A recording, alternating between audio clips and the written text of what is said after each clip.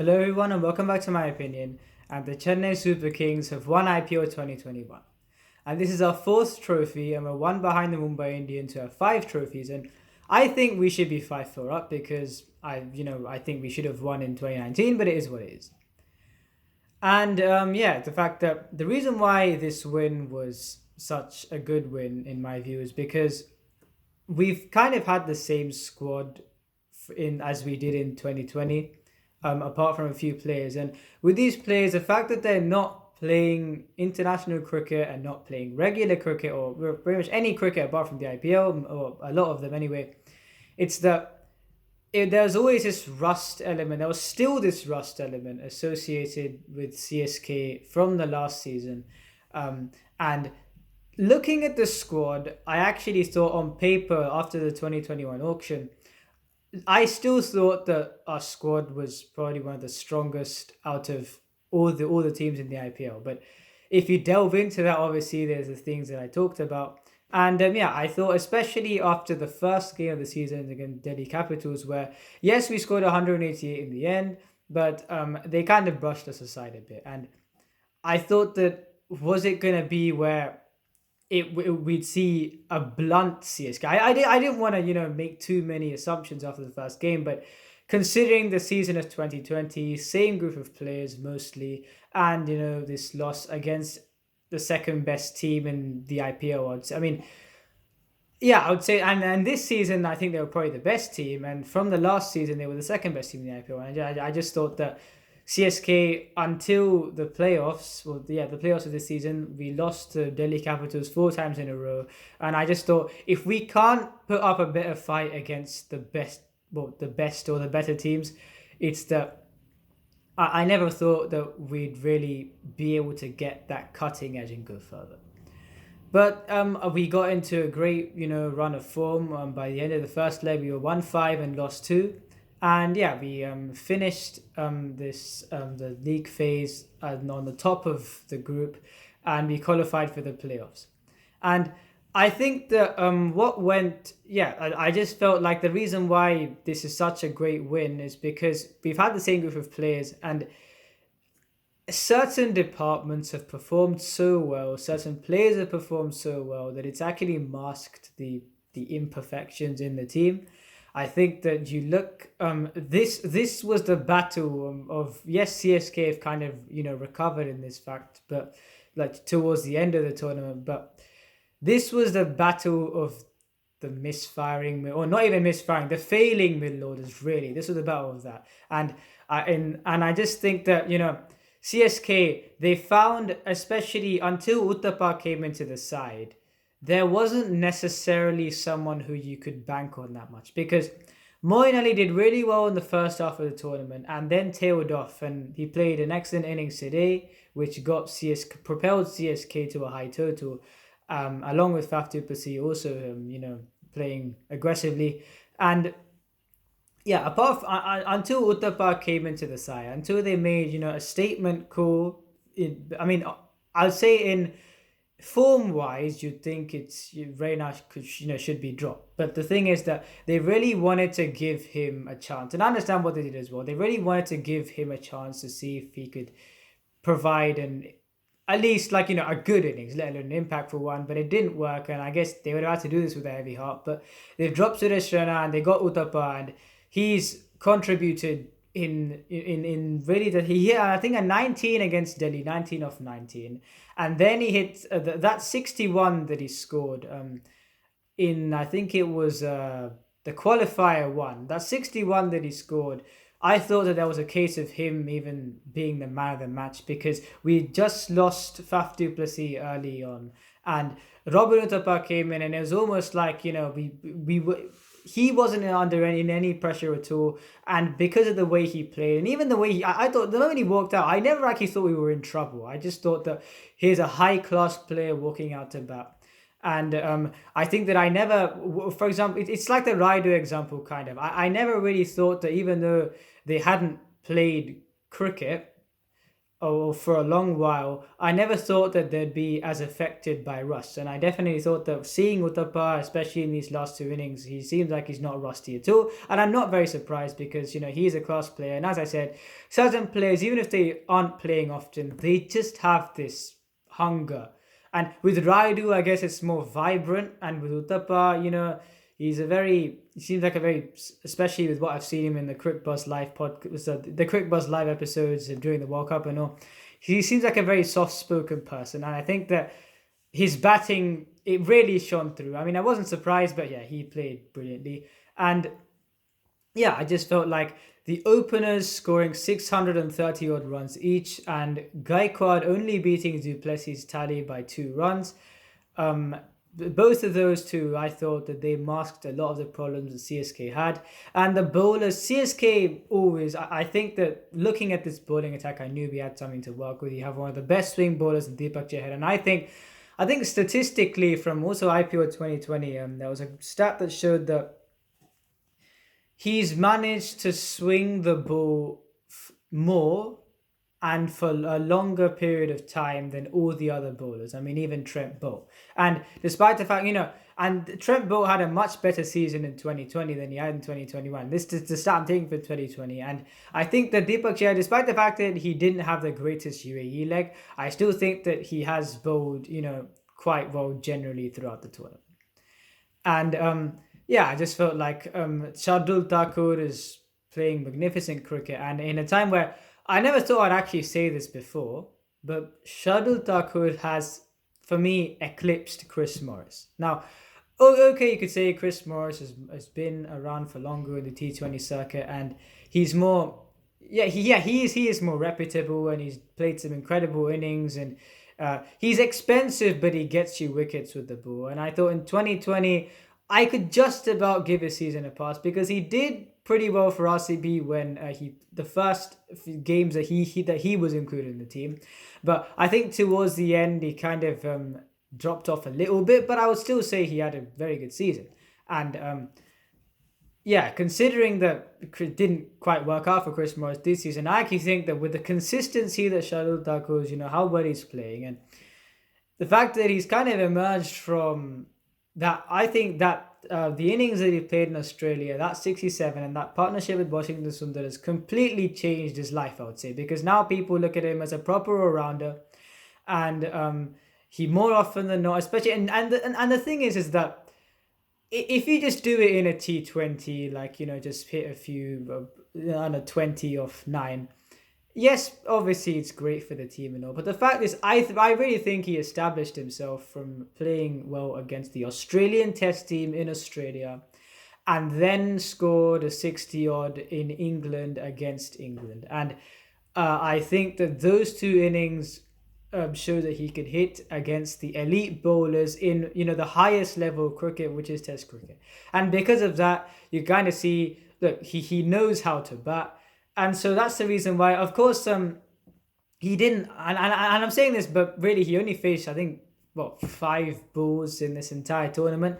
But I just think that because of that, his reputation for me has, as an all-rounder, even though he hasn't batted much in this tournament, has eclipsed Chris Morris. And he was so consistent with the ball. Okay, today, I mean, he still got 3 for 38, I think. And even then, considering that, it's not actually that expensive because I think, there was the final over that he bowled was very confusing as Shivam Mavi and Lockie Ferguson were batting, and he bowled a no ball which went for 4, and then he bowled 2 wides, and then he gave a 6, and this is against bowlers. And so apart from that over, I thought he bowled quite well, and he got 3 wickets, and he got those 3 wickets were key in tilting the game in CSK's favour.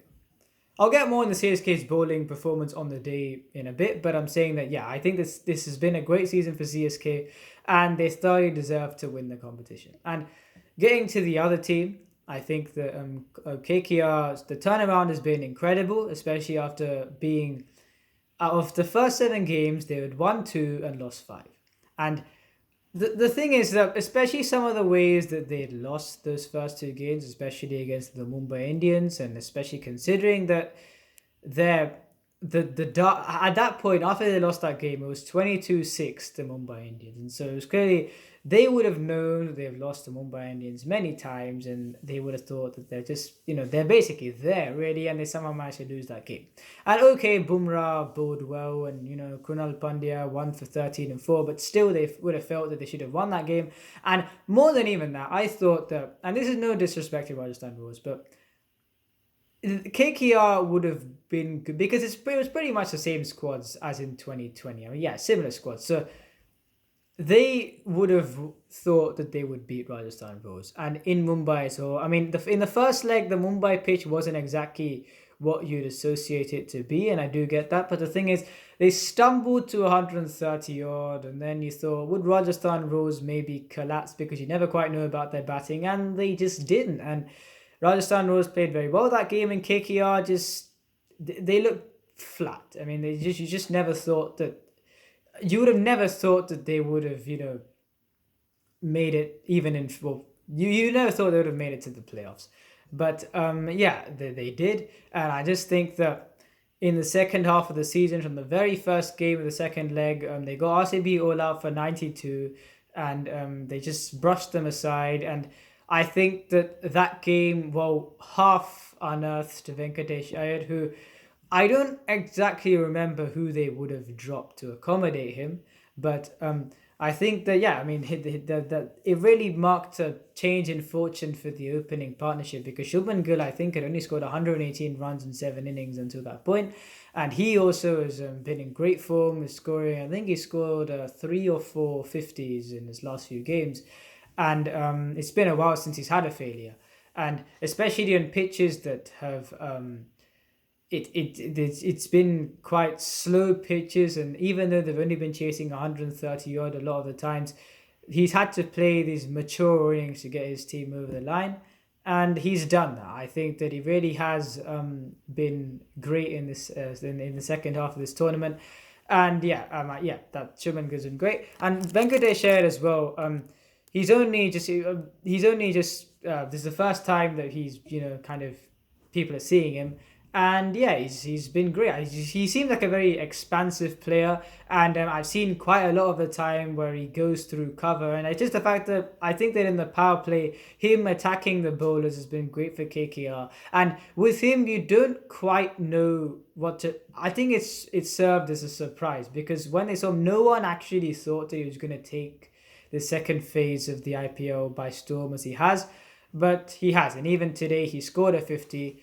And I think that it caps off a wonderful season which he's had, and I'm sure that, I mean, yeah, this will pretty much be the opening partnership for next year, maybe. I mean, I'm not sure they're going to retain him or not, but at least Shubman Gill. Let's see if they buy him back or not, but I'm saying that for a first season, even if he isn't going to be in KKR, I think that it's been a great performance by him.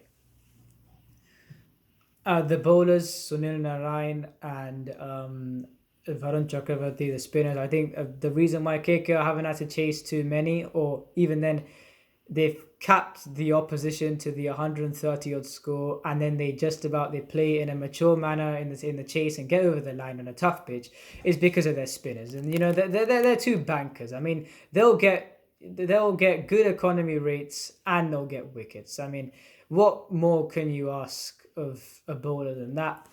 And I think that along with them putting, the chokehold in the middle phase of the innings, Lockie Ferguson. Now, I honestly, it didn't sit well with me, even from before in IPL 2020, seeing how Lockie Ferguson has bowled. And I believe that he's the hardest bowler to hit. I know he got smashed today, but that's because he didn't bowl it in the right lengths. And if he really bowled it in the right lengths, I think that, as I said, when he's bowling at his best, he's the hardest bowler to hit, in my view. And it just didn't sit right with me playing Pat Cummins ahead of him. And I thought if Pat Cummins did play, he had to be with Lockie Ferguson in the team. And there was a game in IPL 2020 where they played against SRAs. The game went to a super over, but I think, both Pat Cummins and Lockie Ferguson played together and it worked. And I just think that with Pat Cummins, at that point in time, it was more of fast bowling. I think that they switched to spin more this season, but I think that with Pat Cummins opening the bowling, let's say with a new ball, bowling 3 overs in the power play, and then Lockie Ferguson bowling at the dead. I thought that would have been the way they would have played Pat Cummins. But him not being there has been a blessing in disguise, honestly, because I think that if it was only going to be him in the team, as good as a bowler he is, I don't think he's suited to.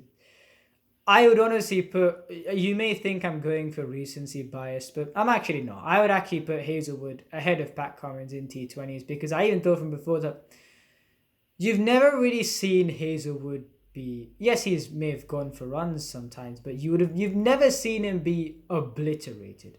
And yes, he's trying to learn to vary his length. He's very much a test bowler, and he bowls a good, kind of a back of the length. But I just feel that with Hazelwood, the ball rises up. Even when he bowls that, I'm saying the ball rises more in the kind of an irregular angle, and I guess he gets more seam movement, and I just feel like he's a much more awkward bowler to play than Pat Cummins. Yes, Pat Cummins swings the ball, he bowls the back of the length, and he's a tall bowler, and Hazelwood's tall as well, but it's that I just feel like in T20s, Hazelwood seemed to adapt much better than Pat Cummins did, and so I think that because as I said, I just didn't think that Pat, and I still, I don't think that Pat Cummins, if you want to play him as a sole bowler who has to carry your side, I just never think it would have worked.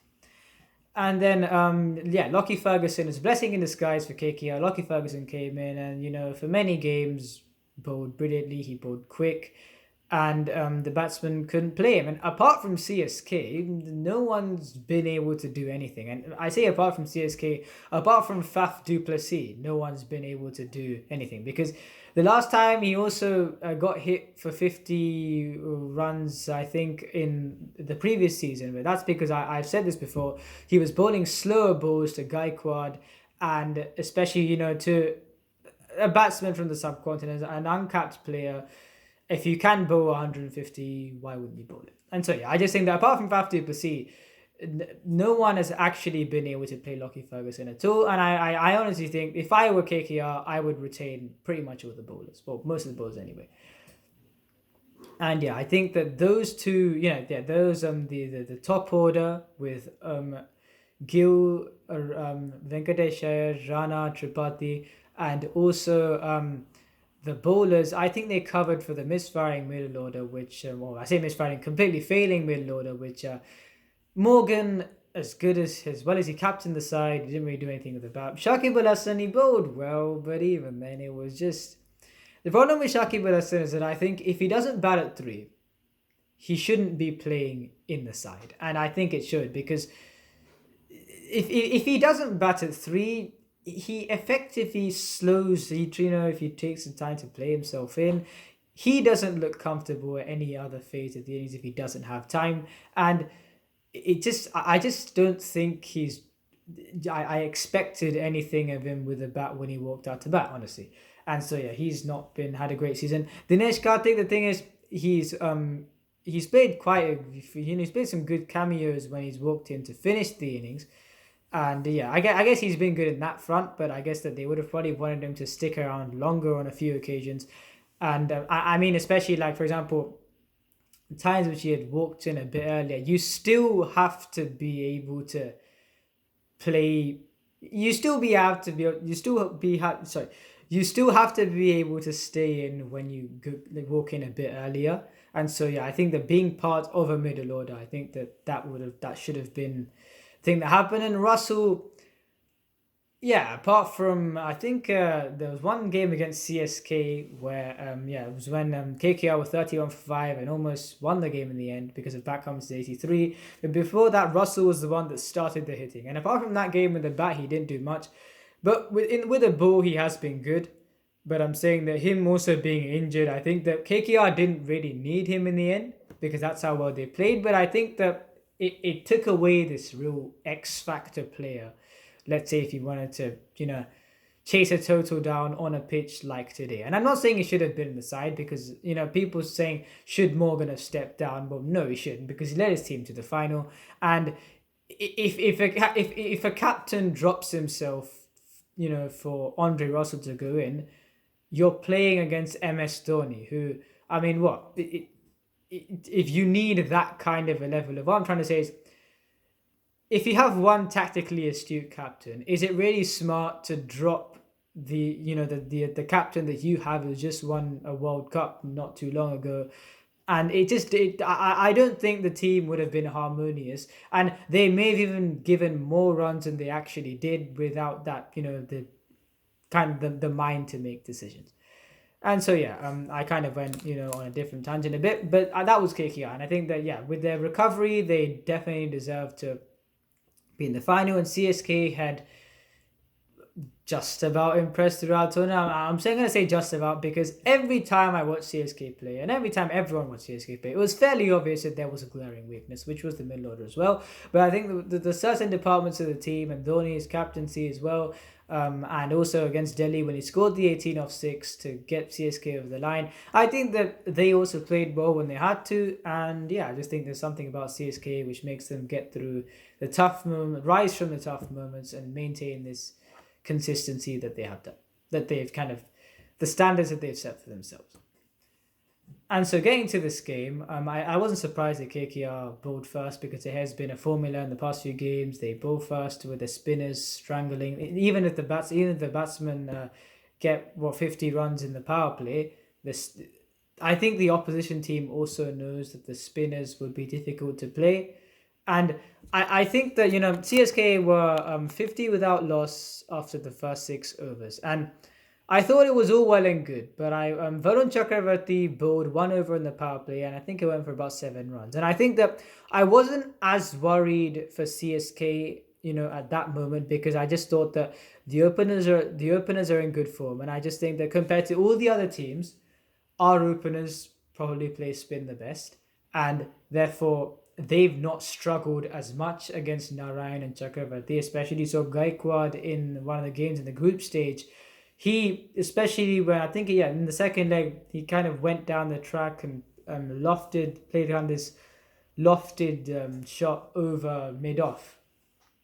And, he kind of had the audacity, I suppose, to do that to someone like Sunil Narayan when other people had struggled against him. And that's the reason why I thought that, okay, we're not going to struggle as much because these two are in great form and they play spin well. Now, and even then, I thought that once Gaikwad got out, I think that's how good of a reassurance that Robin Uthappa gave, because he's a good player at spin, and especially with the way he played Ashwin, and especially in the second over, where I thought it would have been hard to attack Ashwin, and I thought that we'd have to play him out. He hits him for I think 12 in the second over, and he doesn't bowl again. And I just think that Uthappa, you'd back him to play the spinners better than the other batsmen in the middle order, and he did that. And I think that for a lot of the overs, I think KKR, Morgan didn't really want to do this, but he had to keep on trying to persist with Narayan and Chakravarti to really he expected them to do too much, because I guess that was a winning formula for the spinners to have such an impact in the other games. But because CSK were playing them well and the surface was much better for batting than than the surface of Sharjah, for example, I just think that the spinners had to try harder. And I think that because of that, because of how the surface was, they could not have had as much of an impact as they had in let's say, the other venues. And also, I think with batsmen that played them well, it was just a matchup that stacked against them. And I found that, especially Sunil Narayan, I thought he bowled his overs, especially his first 3 overs, fairly quickly, because Morgan wanted a wicket. Yes, he got 2 for 26, but because Chakravarti got, I think, 0 or 1 for 37, I think, I don't know that. But he gave 37 or 38 runs. And I just think that, because even one of the spinners had a bad day, Lockie Ferguson had a terrible day. Shivam Mavi didn't actually bowl that badly, honestly. It seemed like he was going to, get hit around. And I think that he always, yes, it's not like he didn't give runs, but I'm saying that there was always a case where it was staggered. It was never a case where they just kept on hitting all of his deliveries for boundaries. And Venkatesh Iyer bowled a bit, and he didn't really do that badly. But this wasn't necessarily, especially after the the momentum KKR had got. It wasn't like this wasn't a performance reflective of that. I think that with the ball, they they've done something which they never did in the other games, which is err on their lengths, and they just looked. They just didn't really know how to contain CSK, which they've definitely not been like that for any other opposition. And you look at, apart from CSK, no one has actually given them a good contest against their bowlers. And 192, and I still thought that KKR could do it because, the pitch not being that bad for batting, and also, and Rahul Tripathi, by the way, I think he had to go off the field with a hamstring injury, so that was also something for a disadvantage for KKR. But I still thought they had enough batting to get the job done. And considering CSK, I actually think that, especially with the way we bowled today, and I understand why I thought KKR could still do this, especially with the way we bowled, because I actually thought that we only. And I'll get more to this I'll say more on this in a bit. So I actually only thought that we won the game because of 2 overs. Now, starting from the beginning, as I said, look, I mean, Dinesh Karthik had missed a stumping of Faf du Plessis on 2, which led him to score 86. And just like that, MS Dhoni dropped a sitter off Venkatesh Iyer, and because of that, he gave him one chance, and Venkatesh Iyer carried on playing his shots, and him and Shubman Gill playing as kind of second fiddle, and Venkatesh Iyer going for it, and KKR had got, I think, 55 without loss after the first 6 overs. Now, the thing about this was that, yes, they had got 55, but I actually thought that CSK, I actually thought that they were still in the game because they needed at that point 138 from 14 overs. And considering you've had that good of a power play, but because of the total you're chasing, you can't quite, you can never feel ahead of the game until you really, unless you really try and attack the bowling even more than they actually did. And so I think because of the scoreboard pressure, because of the runs of this many balls, the run rate at almost 10 over, I think the CSK still kind of had the edge. And the game, I thought the 2 overs from Bravo put the game to bed. He gave 8 runs in 2 overs and didn't bowl until really, within the last 4 overs of the innings. He bowled 2 overs, I think back-to-back, straight after the power play. KKR found themselves in 71 or 72 for no loss after 19. And then they found themselves 90 without loss after, or 88 without loss after 10 overs. But I just felt like at that point the rate had exceeded above 10 over, and with the fact that Venkatesh Iyer got out, and then in Shardul Thakur's over, and I just think that Nitish Rana got out, I think for a golden duck, and because of that, because they had lost 2 wickets in that 1 over, and Shubman Gill was playing second fiddle, and then he had to try and accelerate, and he got out of a shot which he never tries to play all these fancy shots. But he tried to play it and he got out LBW. And I just felt that because of Bravo's 2 overs, they felt that they were very much behind where they felt that they should have been. And probably with the run rate being 72 in 9 overs is not ideal when you're chasing 193. And because CSK, they lost so many wickets after they were 90 without loss that it put the game to bed, and Bravo only had to bowl within the last 4 overs when the game was pretty much done. And I think that those 2 overs it derailed the mindset of the KKR batsmen, and it brought more desperation, understandably so, because when you're going so well, you wouldn't even think that after getting 55 in the power play, you're on track, and then you only get 8 runs of the next, of a certain bowler's 2 overs. It really puts you back, and especially with the way that they hit Jadeja, because of the way Bravo was bowling, they couldn't quite, if you add those up, they couldn't quite get the run rate that they were looking for, and it showed because Shubman Gill was playing second fiddle, he felt the pressure, and I just think that, he tried to play this unorthodox shot, got out, and it was just a procession from then on. And after the openers, only Marvi, I think, got to double digits. I think maybe Lockie Ferguson did. But apart from those 4, 2 batsmen really got to double digits, and then made more telling contributions. And the middle order just didn't do anything. And that's been kind of the story for KKR this season. Well, pretty much the story for KKR this season. And because of that, they lost their way in a big chase and they lost the final. Now, KKR, their recovery has been excellent.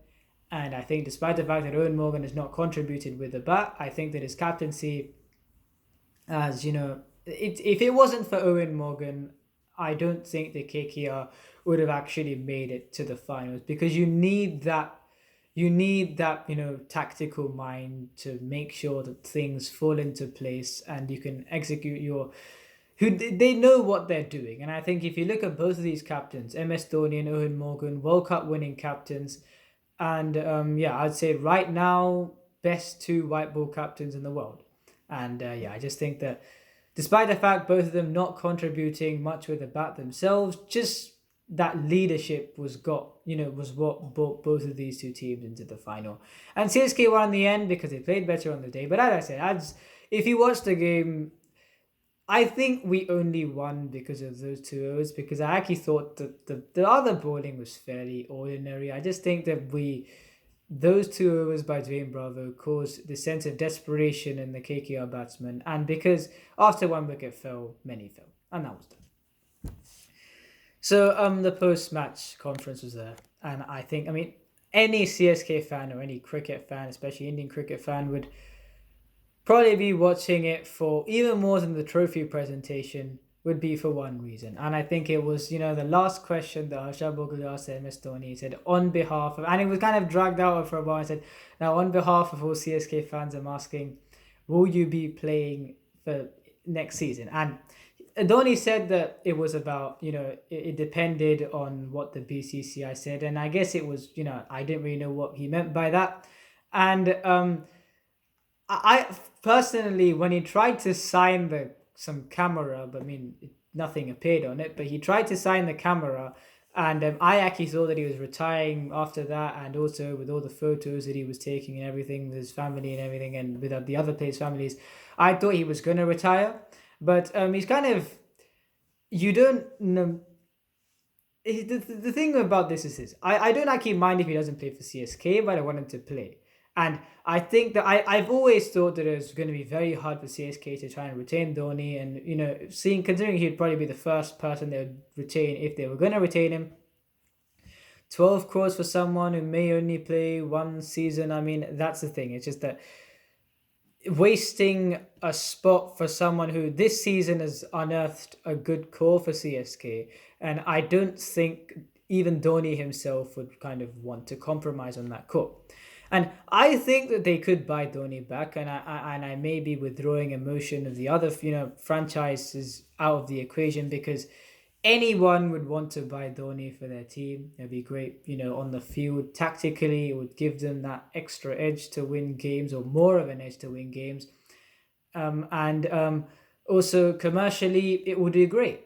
And I just think that other franchises, and I understand what people are saying, they'll pay a lot of money in the auction to get Dhoni in their team, even for one season. But I just think that if there's in the ideal scenario, if no one really bids for him that highly, 5 crores for Dhoni, we buy him back, I wouldn't mind it.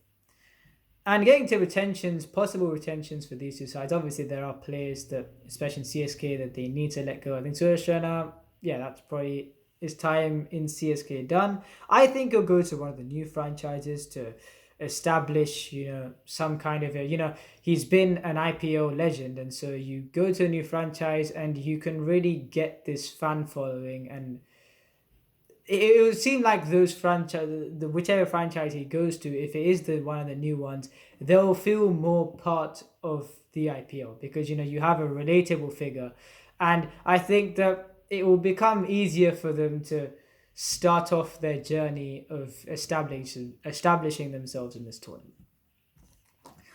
And there's obviously, Uttapa, as well as he played, I don't think they're going to retain him.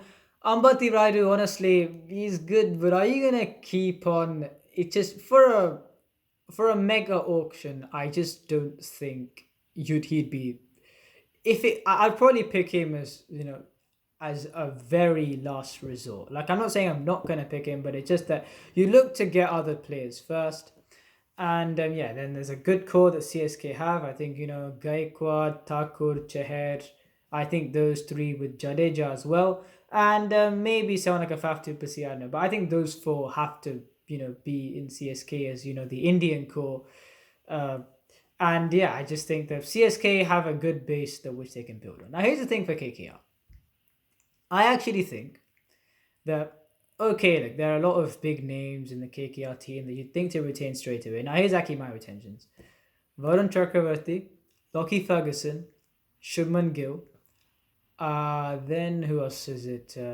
Sunil Narayan, and maybe someone else. Now what I've done here is retain Shubman Gill, who is an India player and is probably the most talented player in this KKR lineup.